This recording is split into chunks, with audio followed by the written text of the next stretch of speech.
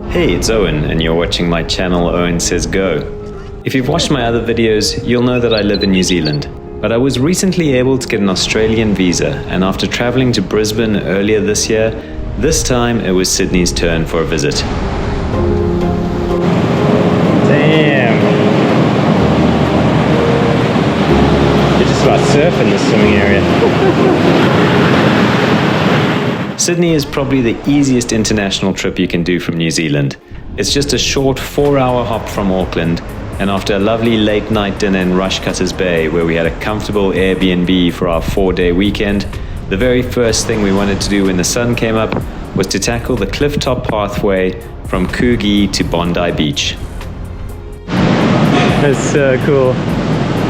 What an incredible spot. And it's a high tide, so the waves are sloshing in. It's perfect. Approaching Bondi from the south, the first thing you reach is the iconic Bondi Iceberg Swimming Club, with its blue water and waves that crash into the lanes. The pool is open to the public, and the $10 entry is a bargain for the opportunity to swim some laps while dodging the waves, sunbathe on the wide steps with the locals and tourists that flock to the place, and get some amazing photographs. When we visited in September, the water temperature was a comfortable 19 degrees Celsius, the same as in the neighboring ocean. The pool isn't heated, hence the name. After icebergs, we headed down to the beach, taking in the murals on the way. That's at like 16 back. Yeah. Bondi is massive, a huge expanse of golden sand, with apparently up to 40,000 people visiting a day during peak season. On a random Thursday, there was plenty of space for us, and we enjoyed the waves for a while before grabbing an ice cream. I can recommend the Black Sesame at Mapo Bondi, and then a beer overlooking the beach at North Bondi RSL. Finally, we grabbed lunch at Bill's, one of the late Bill Granger's famous Sydney restaurants. Thanks to the great public transport in Sydney, it's actually pretty quick and easy to get from one suburb to another, and soon we were walking through the Royal Botanic Gardens to catch sunset over the Opera House from the Fleet Steps. Seeing the Opera House and the Harbour Bridge for the first time really was impressive, and there were loads of people enjoying picnics here and taking in the view.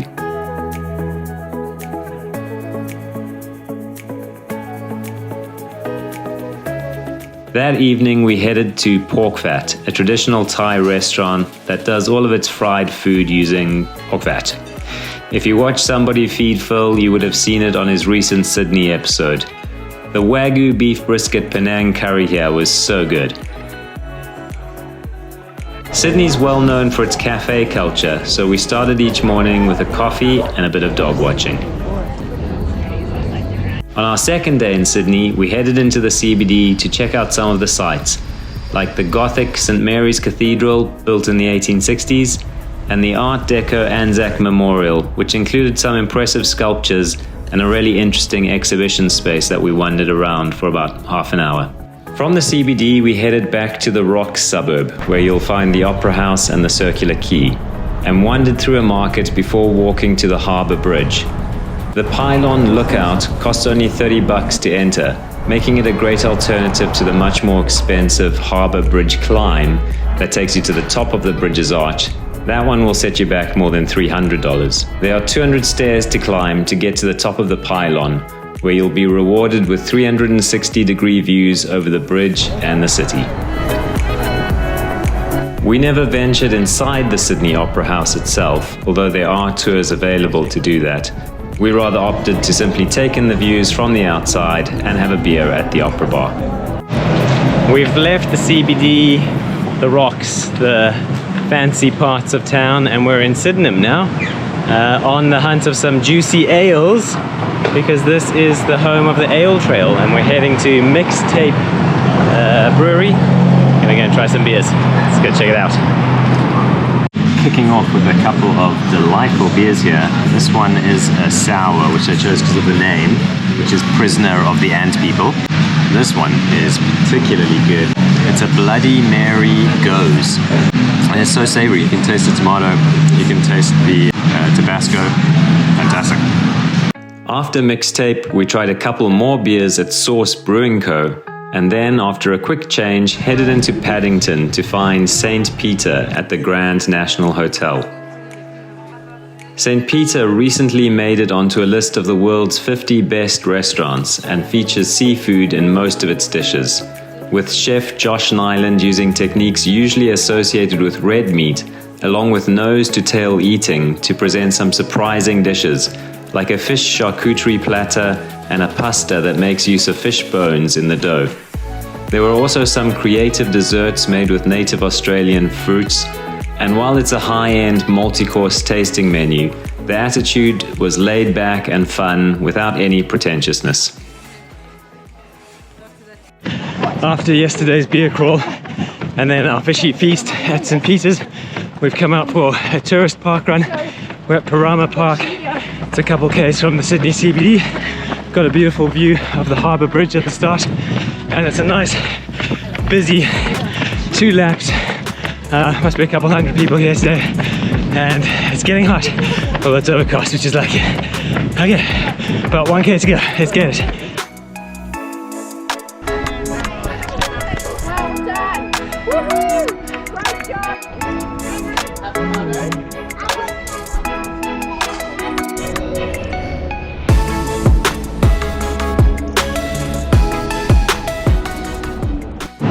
We are heading down to Circular Quay to catch the ferry to Manly today, and we just happened across Lune, which is a sort of Instagram famous croissant place here in Sydney. So we pulled in and grabbed a lemon cruffin and a beautiful looking Nduja sausage roll for later.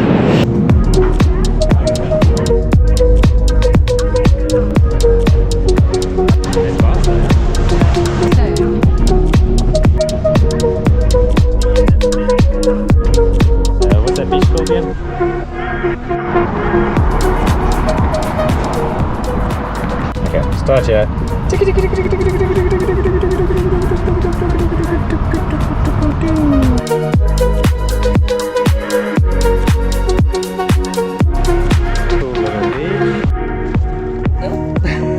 Castle Rock Beach. How cute is it? Okay, it's still quite cold.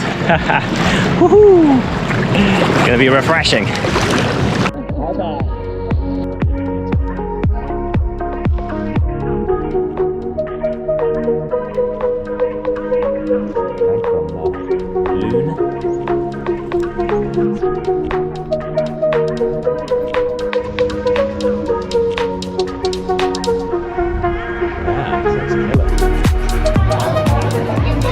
Alright, Spit Bitch to Manly, 10 Ks, we made it.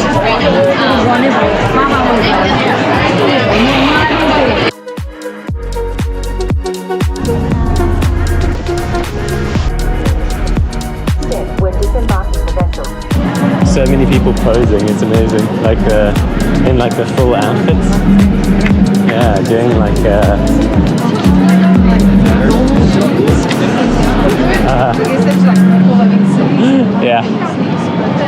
That's it for Sydney. Thanks for watching. Don't forget to like and subscribe and follow along to see more videos from Australia, New Zealand, and around the world.